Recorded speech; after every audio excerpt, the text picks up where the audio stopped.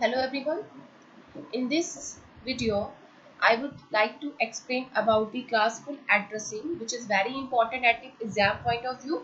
So let's get started. So in our previous lesson, we have must talk about the IPv4 address and the IPv4 address and its various address spaces. So now we begin with the classful address. Basically, as we know, when the internet is starting, the IPv4 address was designed with a fixed length prefix. What does it mean, that fixed length prefix? The fixed length prefix is according to their prefix and suffix form. So first we would like to specify it with the example here. This is the example. There are three nodes and three networks. Three nodes are interconnected with the network, and this network can be classified into a hierarchical addressing. What does it mean? That the hierarchical addressing, basically it categorized into a two parts. First one is your prefix and second one is your suffix form. In a prefix form, it can be used for the defines the network, and the defines the network, it can be also used as the network ID, and rest of the part are called as the define connection. How many connection are in a node is to be defined as the suffix. If there are 32 bits in a IPv4 address, as we know, and there are n bits to define the prefix, so rest of the bits are used to be defined in suffix, that is 32 minus n bits. So a prefix can be fixed length, and in what do we the in the classful network, basically the IP address is an address having information about how to reach the specified host, and the host especially outside the LAN. And in IP address, the 32-bit unique address having the address space of the to the power 32. So we it denoted by the dotted notation.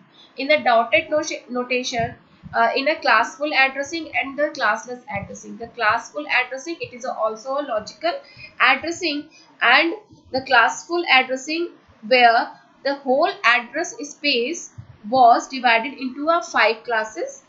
And in a next slide we talk about the 5 classes of the classful addressing. And in the classless network, it use can be on the multiple routing networks and the multiple casting reserve network. So now we use the 5 classes of the classful addressing. In this class of addressing, we have used the class A, class B, class C and class D. So let's take about the example, some idea about the what is the network ID and the host ID. The basically network ID, the class of IP address is used to determine the bits used for network, and the host ID, the number of total networks and host possible the particular class. So we categorize into a 5 cases. First one is your class A network. So here you can see that it is a dotted notation. In a dotted notation, you have classified the 32 bits into 4 octets, and each octet contains the 8 of bit. And this 8 of bits can be used as in a class network. Class A network is the 8 bit, and the dotted notation is a further classified into a n is equal to 8 bits, where the first byte for the this network is to be a 0 to 127. So basically the first bit of the prefix of the class A network, this defines the 0. What does it mean? We can have only 7 bits as the network identifier. This means are the total to the power of 7. Here we use the 0. Here the 0 defines the, we have only the 7 bits is used to define the network identification. Okay, then 2 to power 7 is equal to 128. There are 128 networks can be particular allotted to this kind of network.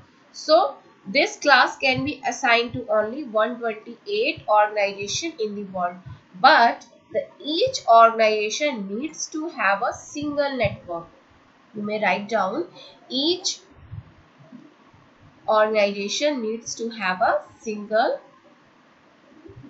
network. Okay.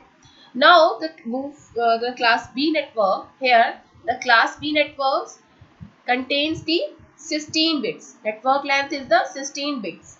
So now tell me, what are the basic networks are allocated to a class B? 2 to the power of 16. How much you have said that n is equal to 16 here? But students, focus here. It is a prefix bit used for the 10.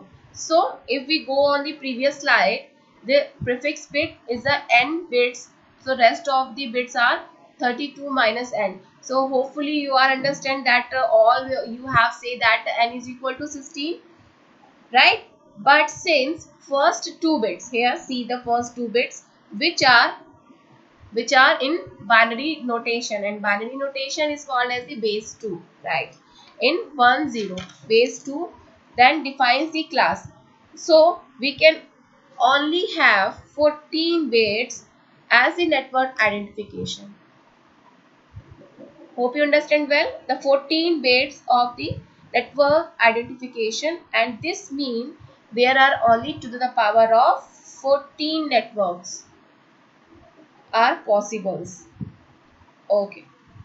The class B network, and rest of the 16 bits are rest of the used as the host ID, that is suffix. Okay. So now the move the class C network. So here 32 minus n, where n is a 24. Okay, and we started with the 110. So 110 base 2. So network length is 24 bits, but since 3 bits are defined the class, so we can only the 24 minus 3, that is 21 bit as a network identification, and to the power of 21 networks in the world that can be used as the class C networks, and the range of these networks would be allowed between the 198 dash से लेके कहाँ तक 223 तक. Okay. So hope you understand well, and now move forward the class D. Class D basically it is not defined into a prefix and suffix.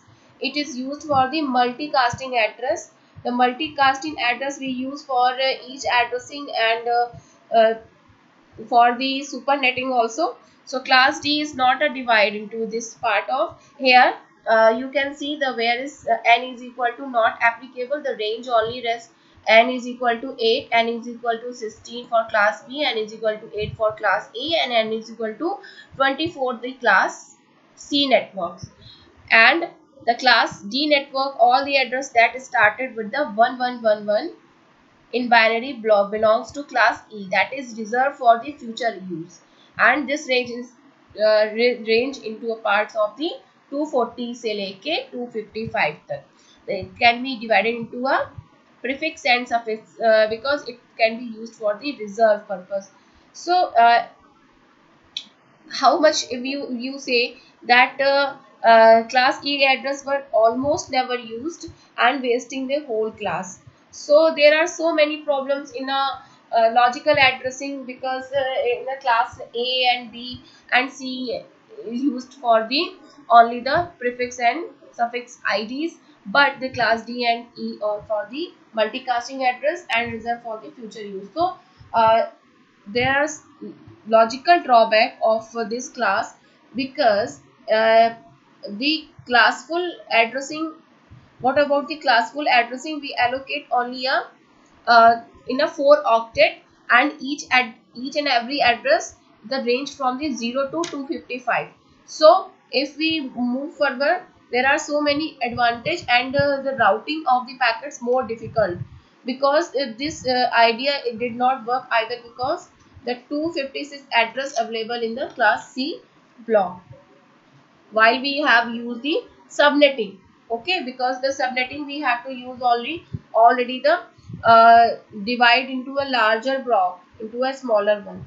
Okay, so this idea can fail. So in a next slide, in a next lesson, we have talk about the classless addressing and about the supernetting and subnetting also. So subscribe my channel for the get the notification of the upcoming lessons, and don't forget to like and share. Thanks for watching me. Have a nice day.